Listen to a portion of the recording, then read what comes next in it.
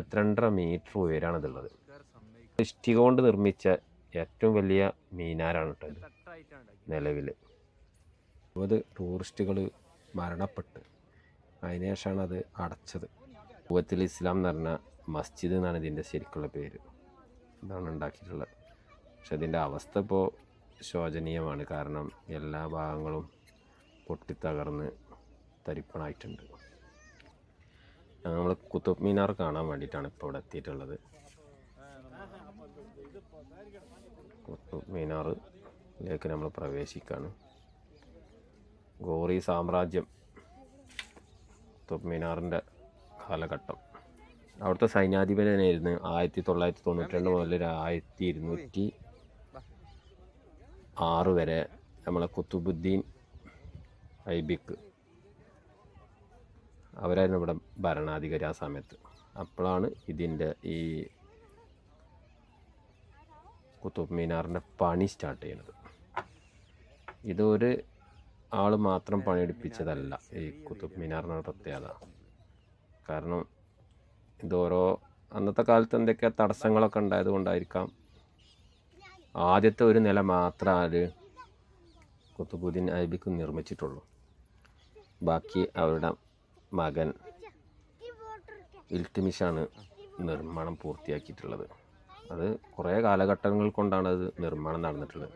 അതതിൻ്റെ മുകളിൽ നമ്മൾ നോക്കുമ്പോൾ തന്നെ നമുക്ക് മനസ്സിലാവും. കാരണം മുകളിലെത്തുന്നത് ഡിഫറെൻ്റ് ആയിട്ട് നമ്മളെ നിർമ്മാണത്തിൽ വന്ന മാറ്റങ്ങൾ കാണാം. ഇത് മൊത്തത്തിൽ ഇഷ്ടിക കൊണ്ടാണ് നിർമ്മിച്ചിട്ടുള്ളത്.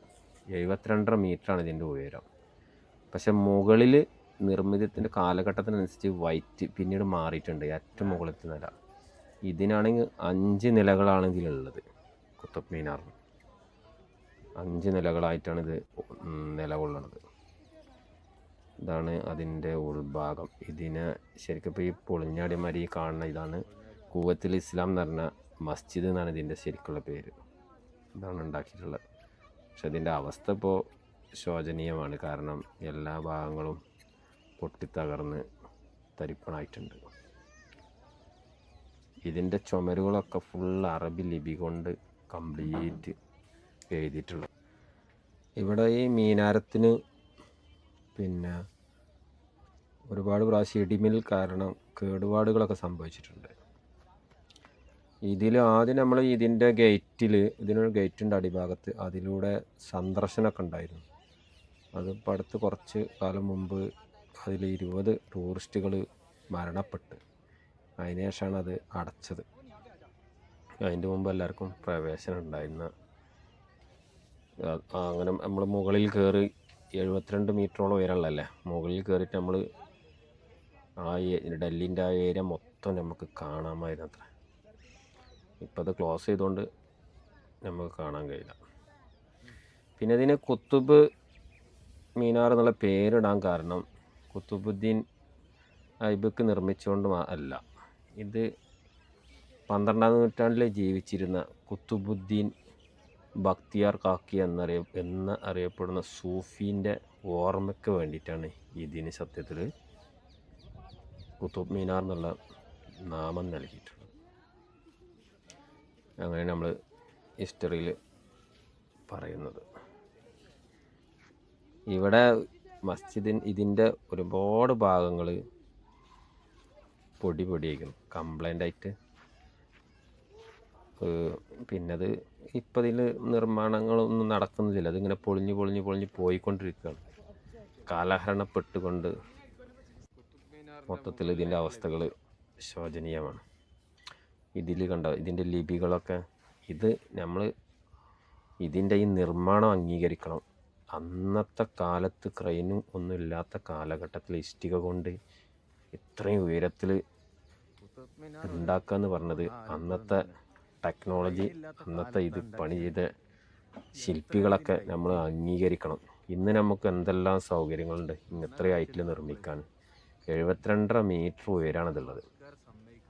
നമ്മൾ എടുത്തു നിന്ന് നോക്കുമ്പോൾ ഇത് പെട്ടെന്ന് നമുക്ക് മനസ്സിലാവില്ല. ഫസ്റ്റ് നിലൻ്റെ ആ വർക്കുകൾ അന്നത്തെ കാലത്ത് ഫുൾ ഇഷ്ടിക കൊണ്ട് നിർമ്മിച്ച ഏറ്റവും വലിയ മീനാരാണ് കേട്ടോ ഇത് നിലവിൽ. ഇപ്പോഴത്തെ നിർമ്മാണം ഇഷ്ടിക കൊണ്ടല്ലല്ലോ. അതും കൂടി ഇതിൽ എടുത്തു പറയേണ്ട ഒരു കാര്യമാണ്. ഇതിൻ്റെ ഗേറ്റ് ഭാഗം ഇതാണ് മുമ്പ് ആളുകൾ സന്ദർശനത്തിന് നമ്മൾ ഉള്ളിലേക്ക് കയറാനുണ്ടായിരുന്ന ഗേറ്റാണ് ഈ കാണുന്നത്.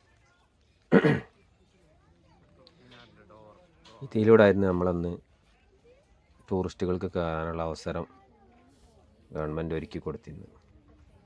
അത് ഈ ഒരു അപകടം കാരണം അത് ക്ലോസായി.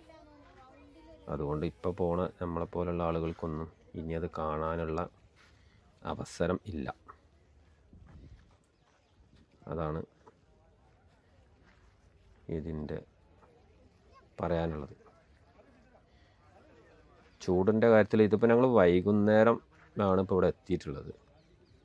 അതുകൊണ്ട് കുറച്ച് ചൂട് കുറവായിരുന്നു. കുഴപ്പമില്ല. അങ്ങനെ ഞങ്ങൾ അവിടുന്ന് തിരിക്കാൻ പോവുകയാണ്. എന്തായാലും ഇതൊരു സംഭവമാണ്. സംഗതി മൊത്തത്തിൽ ഭാവിക്ക് ഇനി ഇത് എന്താവും എന്നറിയില്ല. അപ്പോൾ ഇവിടുന്ന് ഞങ്ങൾ തിരിക്കുകയാണ്. നെക്സ്റ്റ് വീഡിയോയുമായി അടുത്ത ഭാഗത്തിൽ കാണാം.